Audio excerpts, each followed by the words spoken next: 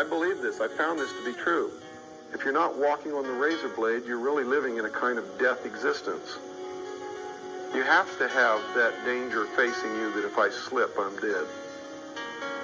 That's what makes you live. That's what gives you life. That's what gives you purpose.